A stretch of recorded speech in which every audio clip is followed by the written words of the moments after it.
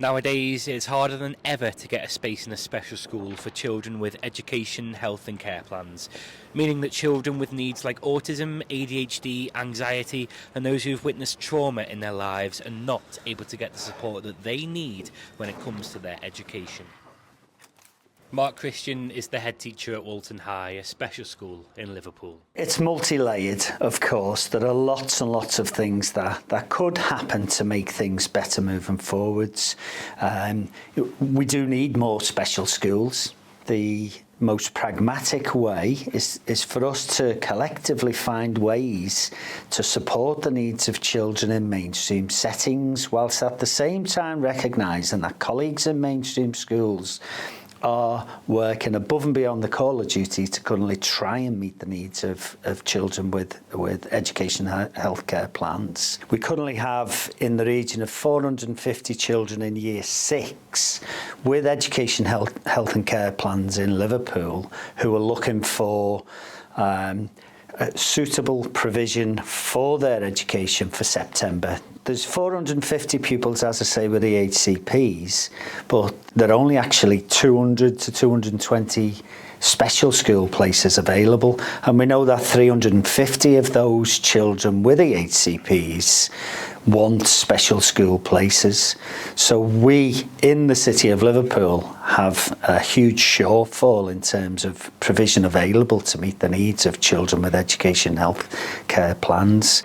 But what does it mean to those affected? Alice Fitzgerald hosts a coffee morning for mothers of kids with EHCPs so that they can support each other through this difficult time.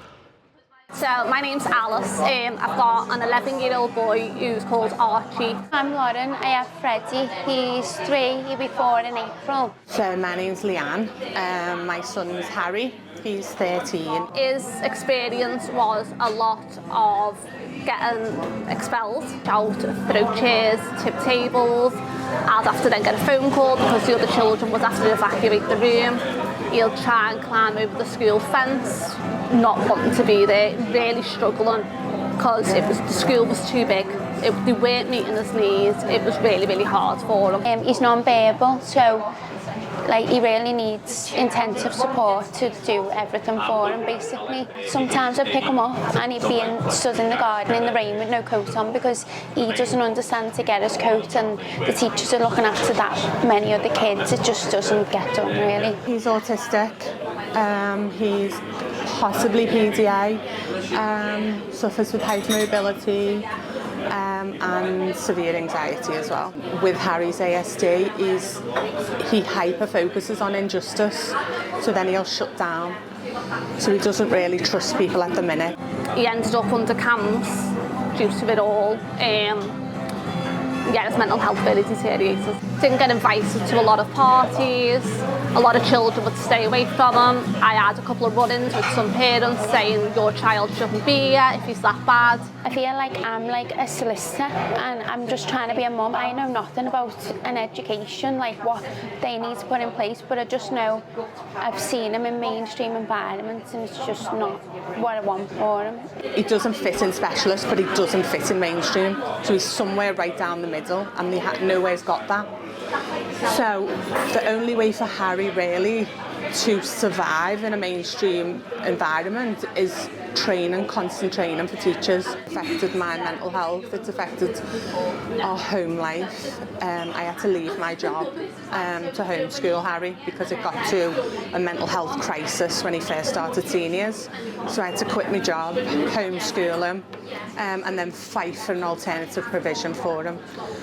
So it's affected my life massively. So the reason for the increase in the numbers of education health care plans can probably be best linked to the educational experience of children in mainstream settings. It can be incredibly difficult for a young person to cope in a mainstream setting, in a primary setting where they have one teacher all day long, to then move up to a secondary school where they might be seeing 10 different teachers or more across a 2-week timetable is an incredibly challenging situation for young people to cope with. When I first came to this school 25 years ago, we had 28 pupils on roll. We now have 75, and that looks to be increasing to 80 in September. Chris Lowcock is a Senior Manager of Children's Services at Wirral Council. His responsibilities are inclusion, alternative provision and arranging an education for children that may not receive one without him, often due to their EHCPs. He's also a governor at Walton High School. I don't think it's regional. I don't think it's city.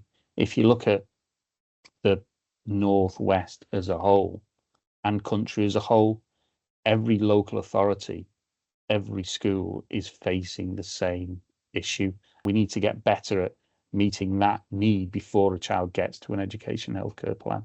They might excel at art, they might excel at PE, they might excel at music, you know, all those creative subjects where they can go out and go into the mainstream setting because, you know, that's where they excel, that's where they do really well. So why are we also, removing that from them as well? There's not enough money in the pot, certainly in Liverpool. Liverpool are approximately £10 million already in deficit, which is 20 million next year, 30 million the year after. So that means there's a huge gap in funding available to meet the needs of all children with education healthcare plans.